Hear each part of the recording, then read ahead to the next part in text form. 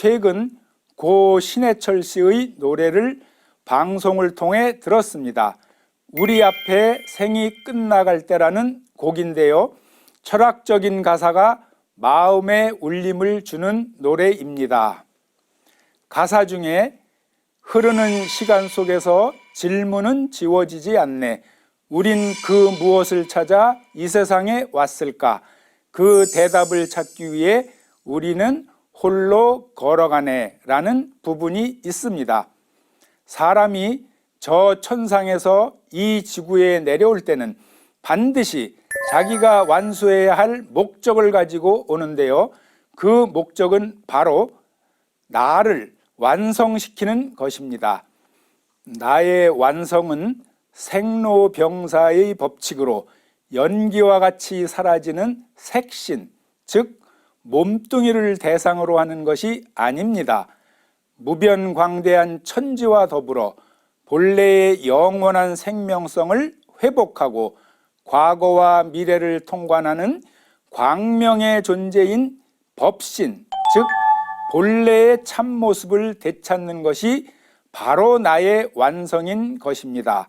오늘은 고통 끝에 성숙한 나로 완성시키는 진리와 성장통이란 주제로 여러분을 찾아뵙게 되었습니다. 3개 대권을 가지고 온 우주를 주재하시는 통치자 하느님이시며 그분의 통치 원리는 자연섭리인 우주일련이신데요. 실제 통치 행위를 하실 때는 무궁한 조화권을 자유자재로 쓰시는 증산상지님께서는 다음과 같이 말씀하셨습니다. 사람이 다 쓸 때가 있나니 천왕에서 집자리 뚝 떨어질 때 너는 천하를 위해 뭐 되라 너는 뭐 되라 하고 타고나느니라. 그런데 그 목적을 달성하기 위해서는 생물학에서 말하는 최소의 법칙이 적용됩니다. 최소의 법칙이란 필수 영양소 중 성장을 좌우하는 것은 넘치는 요소가 아니라 가장 부족한 요소라는 것입니다. 우주 일련의 선천, 즉 생장 과정을 살고 있는 우리의 인생도 똑같습니다. 이 세상에 내려온 나의 목적을 이루기 위해서는 나의 주인으로서의 영혼을 담는 그릇인 육체를 가진 인간으로서 내가 겪는 성장통은 나의 가장 부족한 부분들을 채우기 위한 어렵고 험난한 과정입니다. 하나하나 체험을 통과 의례로 삼아서 최종 목적에 다다르기 위한 필수 과정들인 것입니다. 상제님께서는 우리가 백만당적하기를 바라시면서 고통이라는 보자기에 싸서 은총이라는 선물을 주십니다. 우리는 상제님의 진리로서 그 고통을 이겨내고 성숙의 발판으로 삼을 수 있는데요.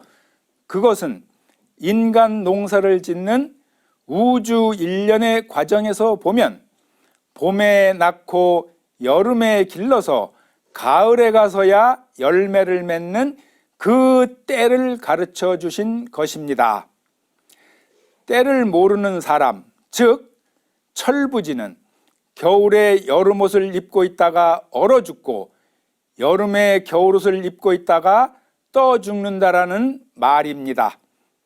그래서 상제님께서는 때를 아는 사람은 실수가 없다고 말씀하십니다. 한동석 선생이 지은 우주 변화의 원리 책을 한번 살펴보겠습니다. 상극작용은 상생작용의 반대작용을 함으로써 생을 견실하게 하는 것이기 때문이다. 그런즉 이것은 극으로서 해치려는 것이 아니고 오히려 만물을 생성하려는 목적으로 그렇게 하는 것인즉 가히 필요극이라 할 것이다 라는 내용이 있습니다. 그래서 소망적 존재인 인간은 육신을 통해 고통이라는 과정을 겪으면서 이 지구로 내려온 목적을 달성해가는 것입니다. 이 과정을 겪으면서 우리는 반드시 실질적이고 구체적인 두 가지 이유를 깨달아야 합니다.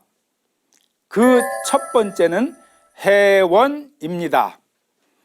내가 겪는 고통은 전생과 이생에서 나의 조상과 내가 알고 또는 모르고 지은 행위로부터 비롯되어 원한 맺힌 신명이 붙어서 앙가품을 하는 것입니다. 즉 맺힌 원한을 푸는 해원으로서의 보복인 것입니다. 도전성구 말씀을 한번 살펴보겠습니다. 원래 인간 세상에서 하고 싶은 일을 하지 못하면 분통이 터져서 큰 병을 이루나니 그러므로 이제 모든 일을 풀어놓아 각기 자유행동에 맡기어 먼저 난법을 지은 뒤에 진법을 내리니 오직 모든 일에 마음을 바르게 하라. 거짓은 모든 죄의 근본이요 진실은 만복의 근원이니라. 우리 인생은 가슴에 응어리진 원한을 풀지 않고서는 도저히 살아갈 수가 없는 존재들입니다. 그래서 그 보복을 내가 받음으로써 내가 고통을 겪음으로써 척을 갚게 되는 것입니다. 그런 뒤에야 우리의 운수가 새로 열리게 되는 것입니다. 왜냐하면 나에게 붙어있는 척신을 해원시켜 줌으로써 나는 거기에서 자유로워질 것입니다. 그런 후에야 비로소 본연의 내 일을 할 수 있습니다. 해원은 완전한 인간이 되기 위하여 필연의 과정인 것입니다.